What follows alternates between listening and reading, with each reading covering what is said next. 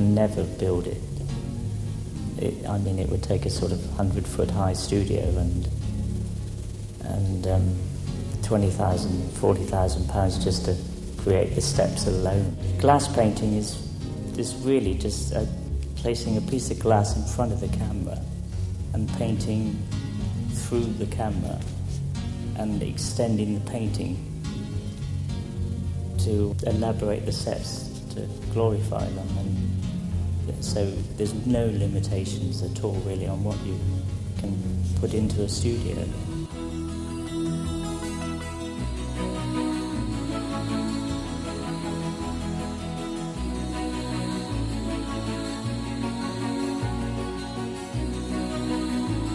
I got involved in this production when Cherry, the choreographer, and Rob from Warner were watching a performance at the Opera House, Covent Garden, and I was dancing Hobson's Choice. And the next day I had a phone call asking if I would do this video. I'm playing 3 characters. The first one, a butterfly catcher. The second is a man in the moon. And the third is an eccentric photographer.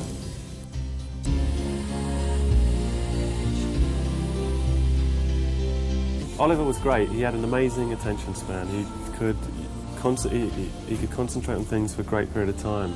And once you'd given him his 2, 3, 4 pieces of action throughout the shot, he would just keep repeating them again and again. I don't think I've ever come across a 9-year-old child with that depth of concentration. We're halfway through the second day now, and the first day he concentrated for hours and hours and hours. And he took direction brilliantly, and once we got to know each other, we had to set up a relationship from very early in the morning. And once that was done, we were fine, and we were a team, and he responded very well indeed. I auditioned for it first, and when I came out, I said to myself, I'm not going to get this. But then Sarah or Amanda, I don't know her name, she phoned up and said that I had got it, and I was so surprised.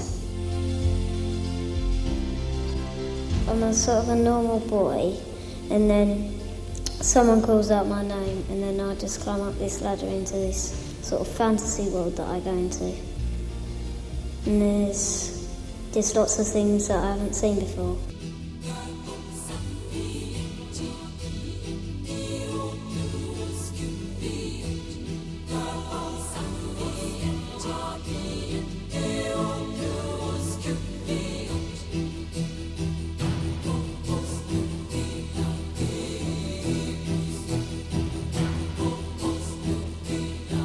Little bit more C, standing by, ready Rick? And what is? We'll play back.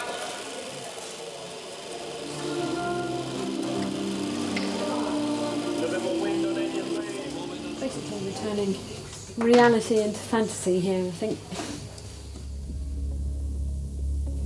The process that we did was we took all the live action, which was offlined and then neg cut, and then we turned it into photorotoscopes, which is what these photographs are called.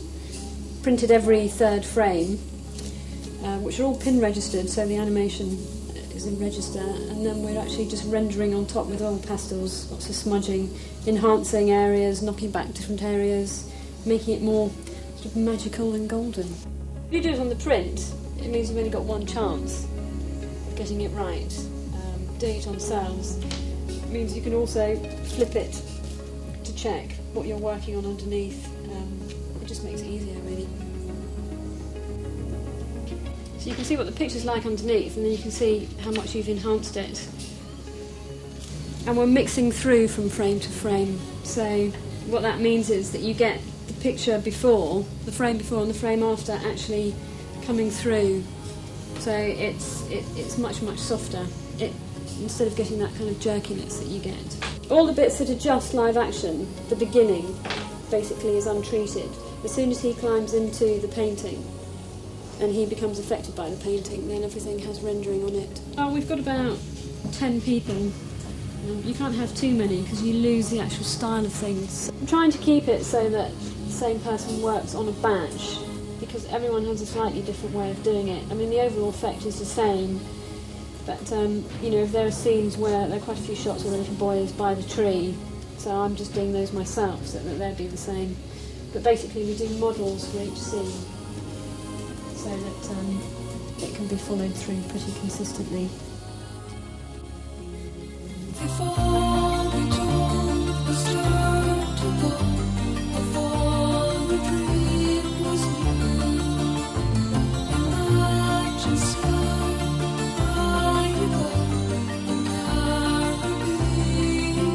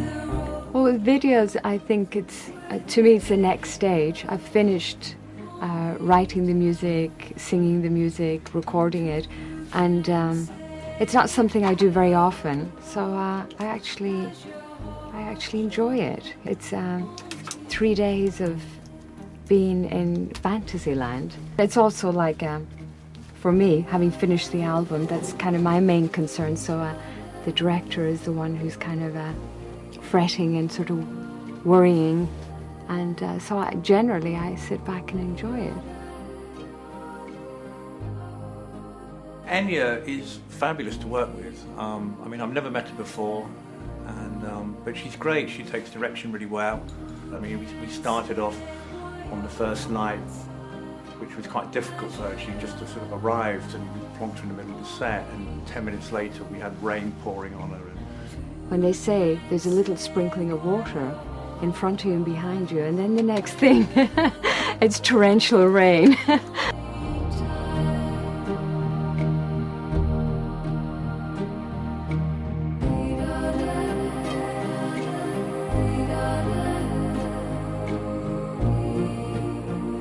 I don't know why they picked me, but I think a lot of the stuff I do is very kind of visual.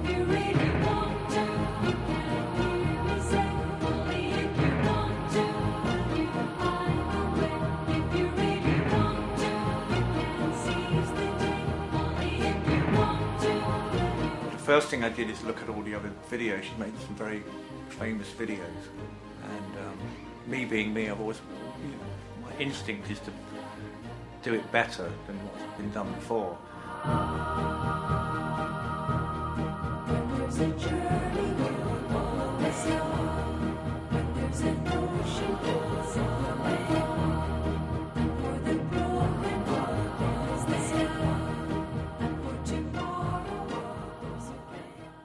Well, the theme of the video is the 4 seasons of the year, and that really came from the title of the track, which is Only Time. And I wanted to do something where time, or the passing of time, plays a an important role. And then I came up with the Four Seasons, but the whole thing is then set inside a room. There's a film that Tarkovsky did called Mirror, where it kind of rains inside a room, the ceiling kind of falls in. And I thought, oh, I just remembered it's such a powerful image, and I thought it'd be great to have rain inside the room, and then we could do, we could have leaves falling for like the autumn, and we could have snow falling for winter, and so the whole Four Seasons take place inside of it. So it's quite surreal, and you wonder if it's taking place in Enya's mind, or if it really is happening. And when it's finished, there'll be a lot of sort of time distorting in post-production, morphing seasons together. A lot of hard work later in a little dark room.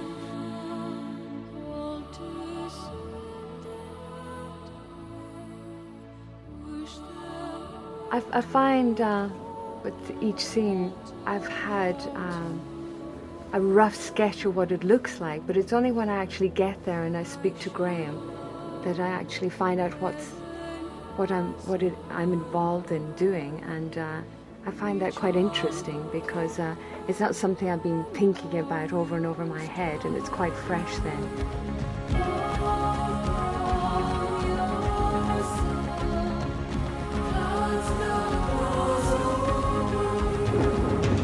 I mean, I did originally think of finding a big interior, like an old bank that perhaps hadn't been used, and we could do it there. But you don't have all the kind of the height of the ceiling like you have here, and all the rigging, and we can put all the lights up there. So, I mean, there's an awful lot of lights. I don't know if you can see them, but going on up there, and every single thing is, we've got like lights for the moon, and they kind of fade up. We've got different coloured gels on them, so when the rain comes in, it's going to fade from blue to yellow, and all that stuff gives us a lot more control.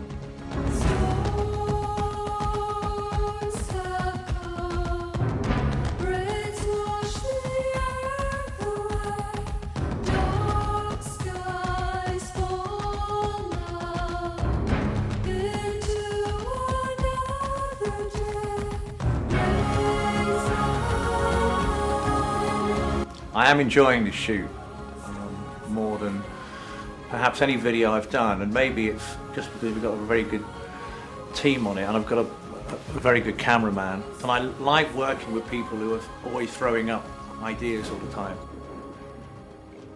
There's a side of it, I do enjoy, especially dressing up in the most beautiful costume, and then transforming me into these wonderful sort of characters, these seasons. That's been quite exciting. I feel I'm trying to portray what's within the song, and trying to complement that with the imagery, and I think it's been captured. Looking at myself with the makeup, the costume, looking back at the rushes, I see me all the time, which I'm really happy, because I'd hate to be, to look at an image that I wouldn't be happy with.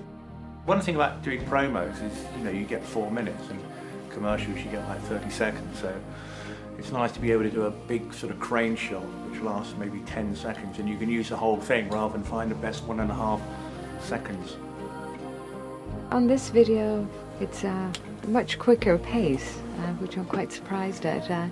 Usually you're there early in the morning, and then it's like you're told perhaps, in about an hour's time you're on call. But when they say on this video it's like 15 minutes, it is 15 minutes. We're always running out of time. I tell you, look, I've got 2 watches. That shows how paranoid everybody is about time. This is the director's watch. It goes slow.